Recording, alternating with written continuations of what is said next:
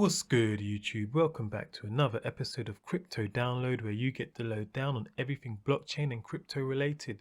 If you want to stay up to date with the latest news and developments, be sure to hit that subscribe button so you don't miss an episode.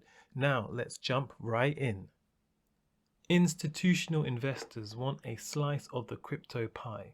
This is no secret, and investment management firm Fidelity are positioning themselves to satisfy that demand. In a recent interview with the Boston Globe, Christine Sandler, the head of sales and marketing for Fidelity Digital Assets, said institutional interest in crypto is growing. For most investors, the primary entry into crypto has been Bitcoin and to a lesser extent, Ether.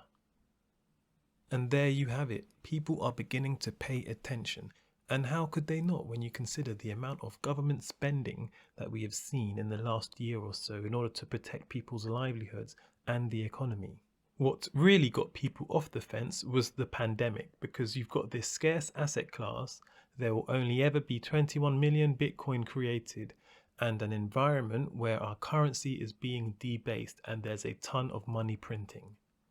Even with increased interest, crypto is not the easiest asset to invest in, and the technical barrier can be the reason many people are put off from taking the plunge. Fidelity thinks they have a solution to that. In March of this year, Fidelity submitted the S1 document to the Securities and Exchange Commission, the SEC, formally seeking the approval of their own Bitcoin ETF named Wise Origin Bitcoin Trust. This is bullish for crypto. There are self-custody implications and issues when it comes to institutions holding crypto, and so having firms provide digital asset services is essential for wider adoption. In more regulatory news, US lawmakers urge regulators to work together on crypto-related policy. Members of the House of Representatives have asked the CFTC, which is the Commission with regulatory oversight over commodities, and the SEC, who has oversight over securities, to form a working group alongside other participants in the crypto space, with the goal to improve regulatory clarity and transparency. Regulations are coming to crypto sooner or later. There is no hiding from it. But it doesn't necessarily need to be a bad thing. Quite the opposite. Transparent and fair regulation can help crypto mature as an asset class.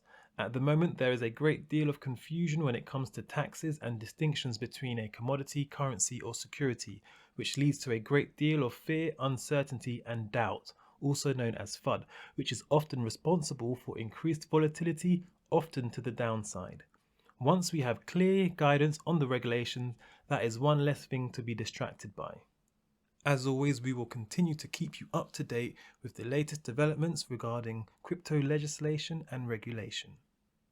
If you thought the NFT boom around March, April of this year was impressive, just wait until you see the latest figures coming out of OpenSea, one of the largest NFT marketplaces.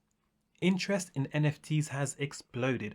During the first NFT craze of 2021, OpenSea saw daily sales of roughly 8,000. In August, sales are reaching over 60,000 per day, and you can often tell when a new collection has dropped by the spike in gas fees on the Ethereum network. And as sales volumes has risen, so has the price floor for many NFTs, and you would be hard pressed to find one of the more popular collections for less than 5 figures. Now, this particular NFT, CryptoPunk 3100, sold for a whopping 4,200 ETH. Now, at the moment, 1 ETH is worth roughly $3,000, so I'll let you do the math. That is a very expensive CryptoPunk.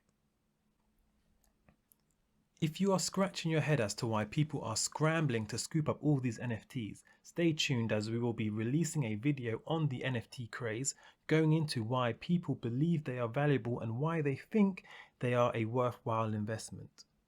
Polynetwork, the project recently hacked to the tune of $600 million, has offered the hacker the role of chief security advisor as well as a $500,000 bug bounty. It is still not clear whether the hacker will accept the offer. However, this demonstrates the extent to which Polynetwork values security, something that is a priority to many projects and will undoubtedly continue to be. Sticking with the theme of security, a group led by Sam Sun took to Twitter to confirm they identified and fixed a bug in one of SushiSwap's smart contracts, which could have seen up to $350 million worth of ETH drained from the platform. This has been your crypto download. Remember to like and share the video. Thank you for watching, have a great day, and see you next time.